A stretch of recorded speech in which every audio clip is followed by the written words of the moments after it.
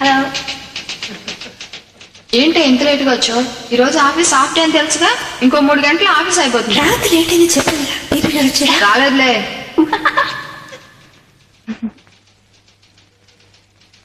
Paper చూసావా? రాత్రి bank రాబడి జరిగిందట. నా ప్రాబ్లమ్స్ చేసుకోవడానికి నాకు టైం సరిపోవడం. మళ్ళీ ఊళ్ళో గొడవలని నాకు ఎందుకే? మా అమ్మ ఏమో తీర్థయాత్రకని వెళ్ళింది. మా పని పిల్ల ఒకరోజు వస్తే 3 రోజులు టమాల్ రాదు. వెరీ సిక్నింగ్ యార్. ఇంటి పనంతా నేనే చూసుకోవాలి. దానికి తగ్గట్టు మా కిందింటి ముసలాడు చెప్పానుగా, సందు దొరికితే చాలు అడ్డమడిపోతాడు. వాడు ఎక్కిలి నవ్వు ఎదవ కబుర్లు ఇరిటేటింగ్. అక్కడి నుంచి ఆఫీస్కి వస్తే డీప్ కడితే తంట. అసలు ఏం ఉద్యోగం? ఎంతసేపు అయింది నువ్వు వచ్చి? సార్ సార్ కరెక్ట్ టైంకే వచ్చాను సార్. కదా సరళ? సాక్ష్యాలు ఎందుకు? ఇందాక నీ సీట్ ఖాళీగా ఉండడం నేనే చూశాను.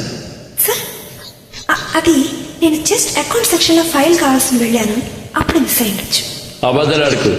This has become a habit with you. If you repeat this will have to take action. Take this is a last warning. Okay? This is last one.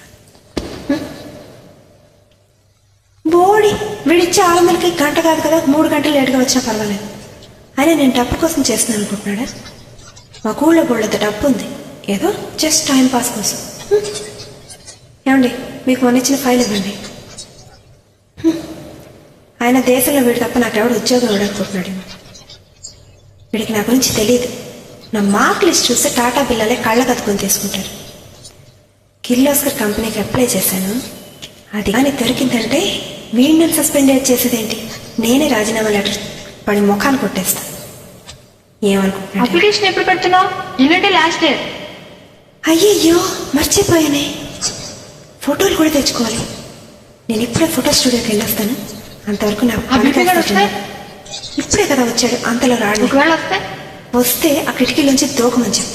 ఆఫీస్కి కూడా సెలవైనా దొరుకుతుంది. I see you later. కొంచెం చూసుకో please.